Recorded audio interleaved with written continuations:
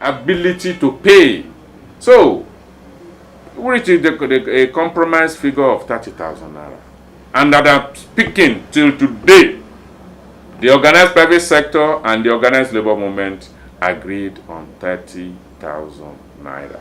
So any other person that says any other thing, maybe because they have access to media, they have access to lying like they used to lie, there has never been any other figure that has been agreed upon by the tripartite committee apart from the 30,000 naira as the proposed minimum wage.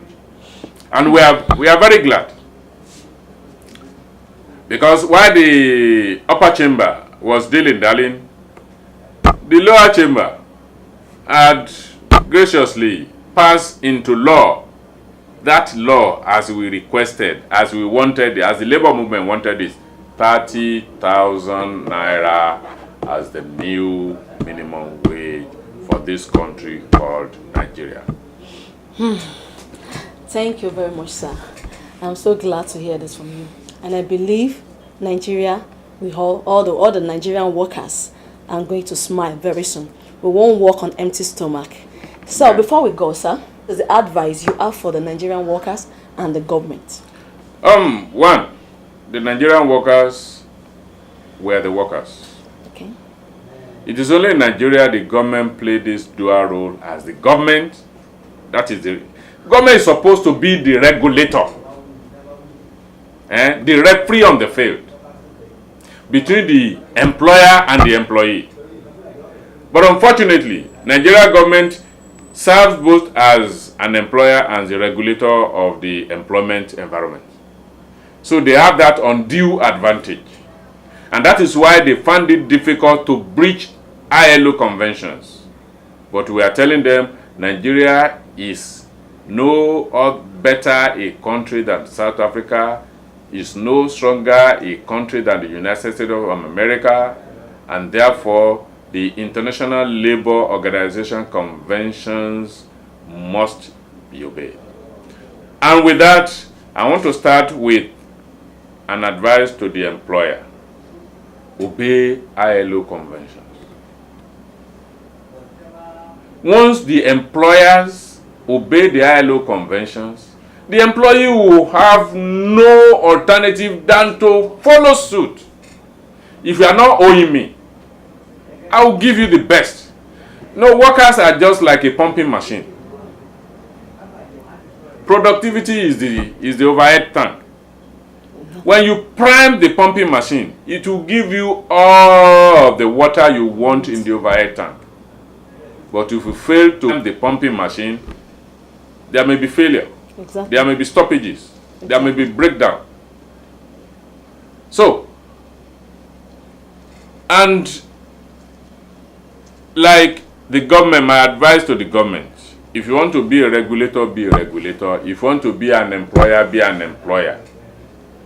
It's confusing being both the regulator and the employer.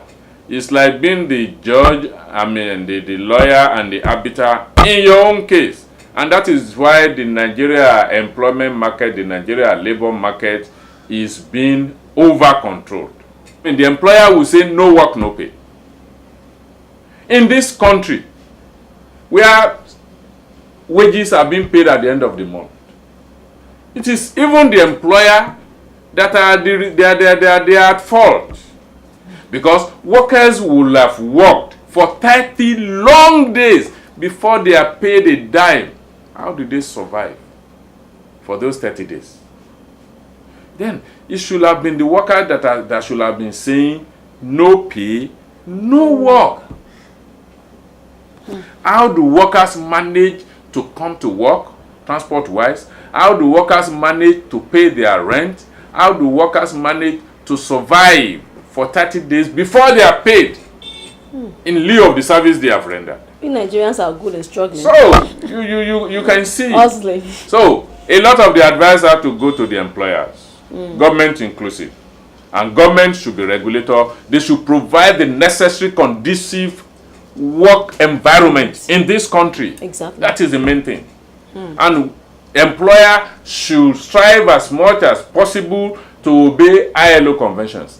I'm very sure If once that is done, all we need to advise the workers is to be diligent, to be committed, to be loyal to their employers. They will give the best. Nigerian workers, we persevere a lot.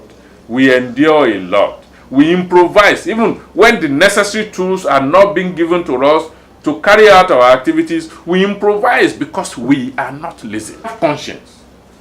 But it is our employers that have killed their conscience. They have killed their conscience. And that is why they are driving the Nigeria employees crazy. The Nigerian workers, kudos. We know that. And that is why we have included in our slogan now. Once we say solidarity forever, aluta, continua, victoria, asata, we now say enjoyment now.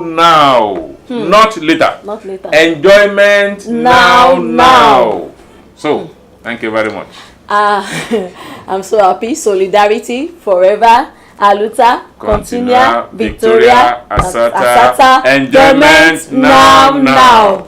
I give more kudos to the Nigerian workers out there, because I believe Nigerians are very strong, and I can see they are really hustling, they are really performing their duty, carry their own duty. I'm so happy very much for being a Nigerian. I'm happy, I'm glad. So, sir, what a wonderful day. I'm so happy, and it's good. It's nice having you here with me on Layin Share. And I know my viewers out there, they've heard much about what is going on between the Nigerian workers and the government, and they know that there will be a way out. There'll always be a light at the end of the tunnel. Oh, yes. So, my viewers out there, it's nice having you again on this program, Layin Share.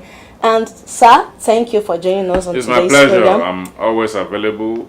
It's in the line of duty. Oh, okay. We owe it a duty to serve our people.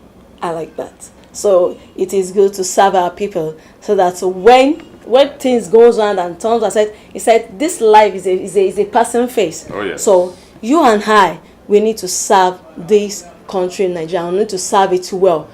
So, and sir, before we go, I would like you to shout out to our viewers out there too on the program. Shout out to Nigerian workers. Shout out to the world at large. Shout out to all the people watching this television station. It's just coming up, and we know Go King the Stephen. sky cannot contain Stephen. God's King Television. The sky cannot contain you. You keep it up. Cheers. Thank you very much, sir. So now I'll be going on the program for today. And thank you for joining me on today's edition, Layin Share. And till I come your way again, I remain Ibiemi Akiriwa Agbola. Bye for now. God bless you.